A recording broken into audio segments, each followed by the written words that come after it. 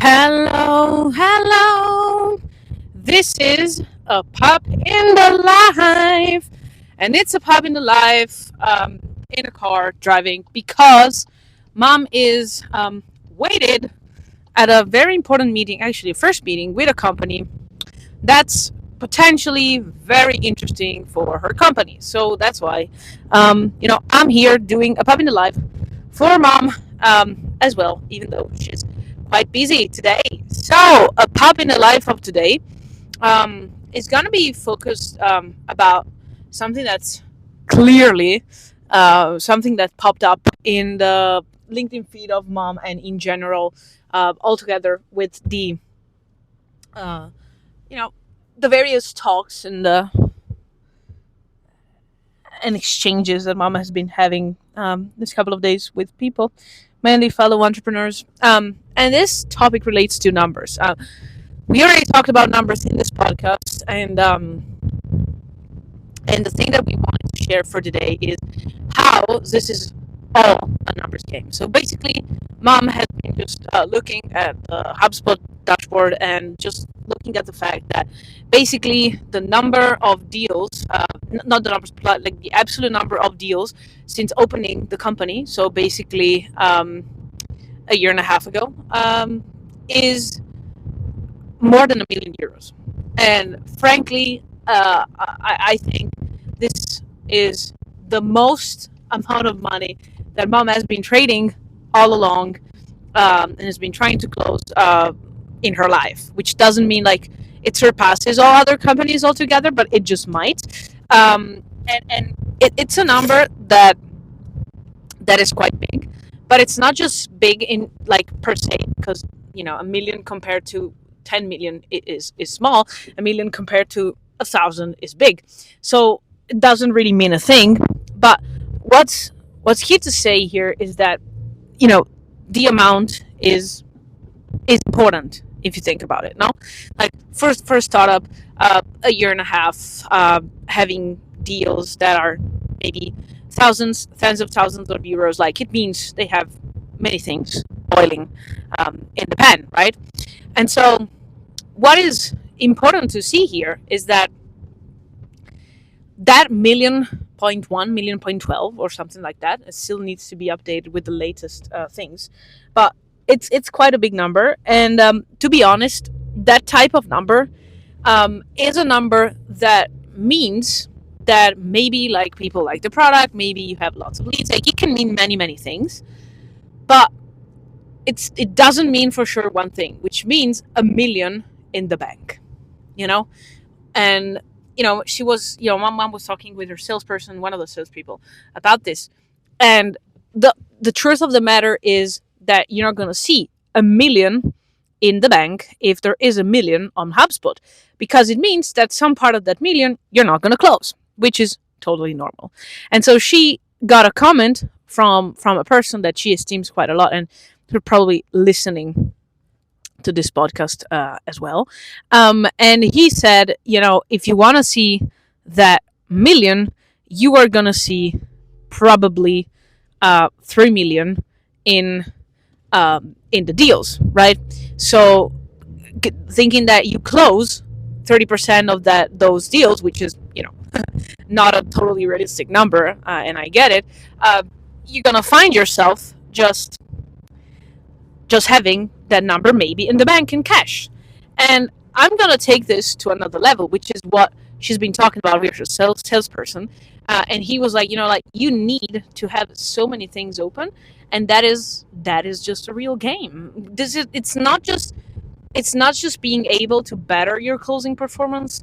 It's not just about being better at scanning leads and qualifying them and getting them. It's not about how good you are just at convincing them. It's that you need to have more. And mom's holding is called More is More. There is a reason why. But in all honesty, you cannot be thinking about hoping that you're going to close 2 or 3 deals because you have 2 or 3 deals open. You're probably going to be close 0. And that is the sheer fact, that the sheer truth of when it happens to people, to just be, stuck in 2, 3, 10, 20 open fronts when in fact you'd need 200. And I get it. It might be just a real problem for startups because you don't really have the capacity to fulfill all of that. But at the same token, it's just a single only way to go. Because thinking about what we spoke about last time and about the fact that you might just be finding your way to a bridge round or another round or something. The truth of the matter is that cash flow is always the king in the end, and that will be probably the only reason why you're gonna find yourself to be shutting down operations or whatnot, because you don't have the money to sustain your research and development, which is of course the basis for a startup, bettering the product, bettering the market fit, and blah blah blah. But at some point you need to sell. And so the issue, like not the issue, but like the thing with that is that how can you as a startup have such a big amount of leads? Because what if all of that closes? And I think that you shall concur the risk to finding out. And I have this, you should run the risk at some point. And we've been having this conversation quite a lot, for example, internally in Mom's company, once they are talking about the partner program. Partner program, I don't know if you know, but it's kind of a big thing for softwares. And to be honest, it's a big thing to be dealing with, because you might need certification, you need a partner portal, you need legal documents, and you need to lead generate. But at the same token, closing a partner is quite easier than closing a client, a buyer, and it means more, because if you close a partner, they can bring you the 10K that supposedly the client was going to bring to you, but at the same token, they can bring another 10K to you. So I don't want to get into the details of how a partner program works, and, difference between value-added resellers or whatever, but the thing here is that you're going to think about just understanding how powerful this is to have many leads going on. And at the same token, of course, a startup might just say there is lots of work to do for a partner program, but at the same time, if you nail it, or at least, for example, in Mom's company, you nail half of that, it's more than €500,000 in revenues. Think about that. Have you ever seen more than €500,000 in revenue for a company that was born like 2 years ago? It's not easy, huh? So it's a numbers game. And to be honest, I hope I'm going to be probably listening to this podcast in a couple of years and say, oh my God, like I thought it was a big number or whatever. But the truth of the matter is it kind of is. And you need to be sticking with what you have. At the same token, you're going to be willing to make discounts because you need that deal to be closed. And there's not a problem about that, but you need to be real with yourself. So it's a numbers game. So please don't. It's always a numbers game. It's always a numbers game, even in training around the fact of creating content, in training around the fact of learning a new language, of training to do push-ups and other things that you do in the gym. So it's kind of something that is always the same. It's kind of boring to say, but it's always the same. And I'm sad because I think it is boring. But at the same token, this is proven to be right.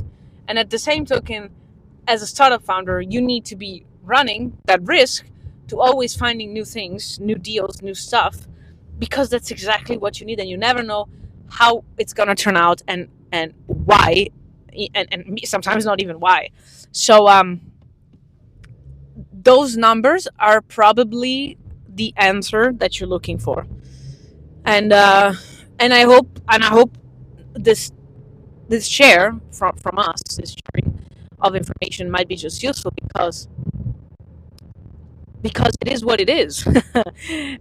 Just my friends in Peru would say, es lo que hay. And there's nothing else you can do. If that has worked for many, many years, why do you think it's gonna not be working now? Sure, you can close that big, big lead, but you never be sure. So better have 10, 100, 1,000. Now, with this, let's go to our important meeting, and I will send you kisses, hugs, many numbers, and a bit of barks. Bye bye.